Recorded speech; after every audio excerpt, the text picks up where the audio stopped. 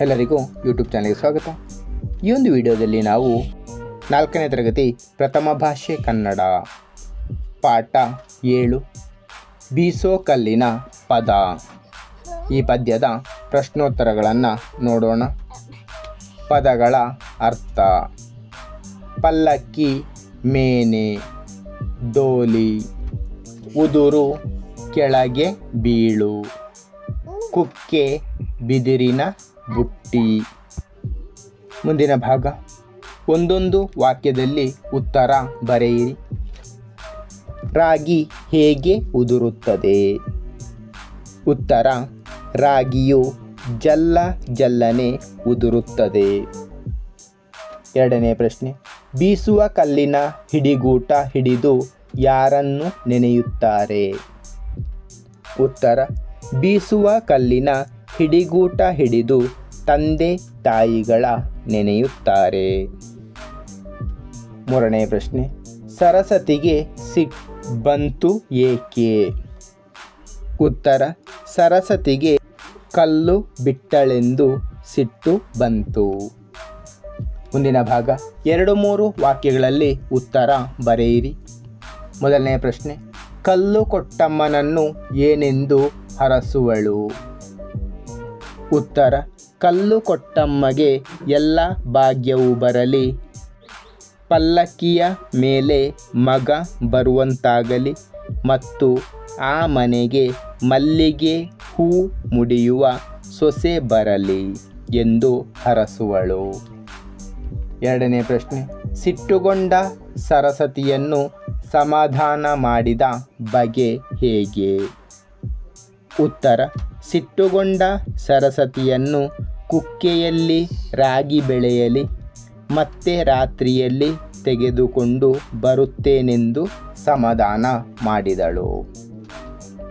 ಮುಂದಿನ ಭಾಗ: ಪದ್ಯದ ಮೊದಲರ್ಧ ಸಾಲಿಗೆ ಎರಡನೆಯ ಅರ್ಧ ಸಾಲನ್ನು ಹೊಂದಿಸಿ ಬರೆಯಿರಿ.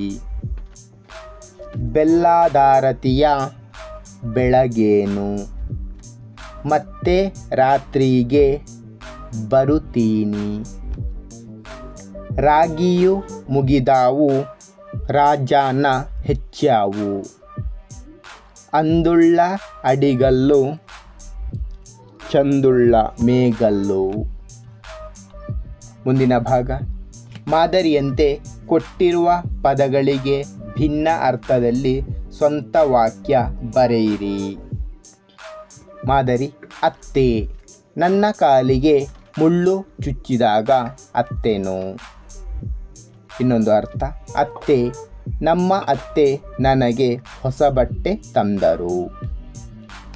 ತಂದೆ: ನಾನು ದಿನಾಲು ತಂದೆಯ ಕಾಲಿಗೆ ನಮಸ್ಕರಿಸುತ್ತೇನೆ.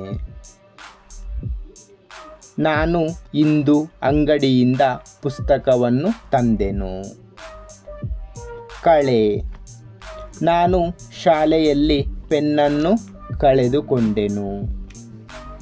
ರೈತರು ಹೊಲದಲ್ಲಿ ಬೆಳೆದ ಕಳೆಯನ್ನು ತೆಗೆಯುತ್ತಾರೆ. ಆಡು: ನನ್ನ ಗೆಳೆಯನ ಮನೆಯಲ್ಲಿ ಆಡುಗಳಿವೆ. ನಾನು ಗೆಳೆಯರೊಂದಿಗೆ ಆಟವನ್ನು ಆಡುತ್ತೇನೆ. ಮುಂದಿನ ಭಾಗ: ಭಾಷಾ ಚಟುವಟಿಕೆ. ಆಡುಮಾತು ಮತ್ತು ಬರೆಹದ ಮಾತಿನ ನಡುವಿನ ವ್ಯತ್ಯಾಸವನ್ನು ಗಮನಿಸಿ. ಆಡುಮಾತು ಬರೆಹದ ರೂಪ: ಬರ್ತಾನೆ, ಬರುತ್ತಾನೆ, ಇಲ್ಲ, ಇಲ್ಲ, ಅರಕೆ, ಹರಕೆ, ಹತ್ತಿರ, ಹತ್ತಿರ, ಕರೆವೋಲೆ, ಕರೆಯೋಲೆ. ಅಕ್ಷರ ಬಳಸಿ ಪದ ಬರೆ. ಕಸಿ, ಕಹಿ, ಕಸ, ಕದ, ಕರೆ. ಮುಂದಿನ ವಾಕ್ಯ: ಮಣ್ಣು, ಮಗ್ಗಿ, ಮಠ, ಮಟ್ಟ, ಮಡ್ಡಿ. ಮುಂದಿನ ಭಾಗ: ಕೆಳಗಿನ ಆಡುನುಡಿಗಳನ್ನು ಮಾದರಿಯಂತೆ ಬರೆಹದ ಭಾಷೆಯಲ್ಲಿ ಬರೆಯಿರಿ.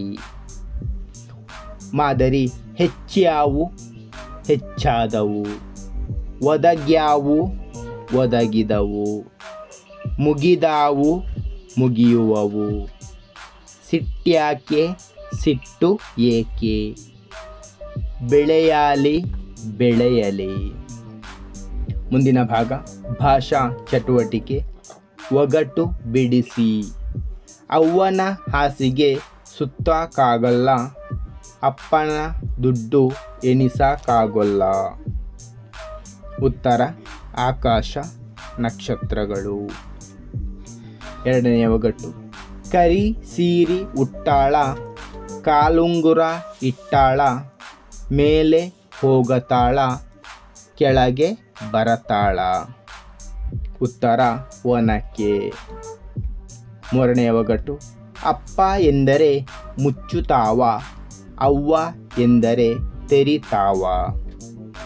ಉತ್ತರ ತುಟಿಗಳು. ಮುಂದಿನ ಭಾಗ.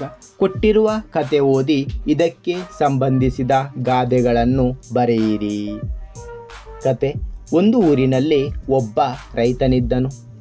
ಅವನಿಗೆ 2 ಸೋಮಾರಿ ಮಕ್ಕಳಿದ್ದರು. ಅನಾರೋಗ್ಯದಿಂದ ರೈತ ಹಾಸಿಗೆ ಹಿಡಿದನು. ಮಕ್ಕಳನ್ನು ಹತ್ತಿರ ಕರೆದು, ಮಕ್ಕಳೇ, ನಾನು ಸಂಪಾದಿಸಿದ ಸಂಪತ್ತನ್ನು ನಿಮಗಾಗಿ ಹೊಲದಲ್ಲಿ ಹೂತಿಟ್ಟಿದ್ದೇನೆ ಎಂದು ಹೇಳಿದನು. ಮಕ್ಕಳಿಬ್ಬರು ಹಾರೆ ಗುದ್ದಲಿ ಹಿಡಿದು ಹೊಲಕ್ಕೆ ಹೋದರು. ಅಗೆದು ಅಗೆದು ನಿಧಿಗಾಗಿ ಹುಡುಕಿದರು. ನಿಧಿ ಸಿಗಲಿಲ್ಲ. ಅದೇ ದಿನ ಮಳೆ ಸುರಿಯಿತು. ಇನ್ನೇನು ಮಾಡುವುದು ಎಂದು ಧಾನ್ಯ ಬಿತ್ತಿದರು. ಉತ್ತಮ ಬೆಳೆ ಬಂತು. ಕೈ ತುಂಬ ಹಣ ಸಂಪಾದಿಸಿದರು. ರೈತ ಮಕ್ಕಳನ್ನು ಕರೆದು, ಇದೇ ನಾನು ಹೊಲದಲ್ಲಿ ಹೂತಿಟ್ಟ ಸಂಪತ್ತು ಎಂದು ಹೇಳಿದನು. ಗಾದೆಗಳು. ಕೈ ಕೆಸರಾದರೆ ಬಾಯಿ ಮೊಸರು. ಆಳಾಗಿ ದುಡಿ, ಅರಸಾಗಿ ಉಣ್ಣು, ಬಿತ್ತಿದಂತೆ ಬೆಳೆ. ಮುಂದಿನ ಭಾಗ. ಕೊಟ್ಟಿರುವ ಗಾದೆ ಮಾತನ್ನು ಬರೆಹದ ಭಾಷೆಗೆ ಬದಲಾಯಿಸಿ. ಓಡಾಡಿಕೊಂಡು ದನ ಕಾದ್ರೆ ಬೇಗನೆ ಹೊತ್ತು ಮುಳುಗುತ್ತಾ. ಬರೆಹದ ಭಾಷೆ. ಓಡಾಡಿಕೊಂಡು ದನ ಕಾಯ್ದರೆ ಬೇಗನೆ ಹೊತ್ತು ಮುಳುಗುತ್ತದೆಯೇ. ಎರಡನೇ ಗಾದೆ. ಕಡ್ಲೆ ಇದ್ದಾಗ ಹಲ್ಲಿಲ್ಲ, ಹಲ್ಲಿದ್ದಾಗ ಕಡ್ಲಿಲ್ಲ. ಬರೆಹದ ರೂಪ. ಕಡಲೆ ಇದ್ದಾಗ ಹಲ್ಲಿಲ್ಲ, ಹಲ್ಲಿದ್ದಾಗ ಕಡಲೆ ಇಲ್ಲ. ಮೂರನೆಯ ಗಾದೆ. ಕುಟ್ಟಾಕ ಬರದೋಳು ಕೇರಿ ಕೇರಿ ನೋಡಿದಳಂತ. ಸರಿಯಾದ ರೂಪ. ಕುಟ್ಟಲಿಕ್ಕೆ ಬರದೇ ಇರುವವಳು ಕೇರಿ ಕೇರಿ ನೋಡಿದಳಂತೆ. ಮುಂದಿನ ಭಾಗ. ಕೆಳಗಿನ ಆಡುನುಡಿಗಳನ್ನು ಓದಿ ಬರೆಯಿರಿ. ರವಿ ಶಾಲೆಗೆ ಹೋದನು. ರವಿ ಸಾಲಿಗೆ ಹೋದ. ರವಿ ಸಾಲಿಗೆ ಹೋಗ್ಯಾನ್ರಿ. ಎರಡನೆಯ ವಾಕ್ಯಗಳು. ಕಿರಣ ತಿಂಡಿ ತಿನ್ನುತ್ತಿದ್ದಾನೆ. ಕಿರಣ ತಿಂಡಿ ತಿಂತಾನ. ಧನ್ಯವಾದಗಳು. ಇಷ್ಟವಾದರೆ ಲೈಕ್ ಮಾಡಿ, ಶೇರ್ ಮಾಡಿ. ಹೆಚ್ಚಿನ ವಿಡಿಯೋಗಳಿಗಾಗಿ ಚಾನಲನ್ನು ಉಚಿತವಾಗಿ ಸಬ್ಸ್ಕ್ರೈಬ್ ಮಾಡಿ.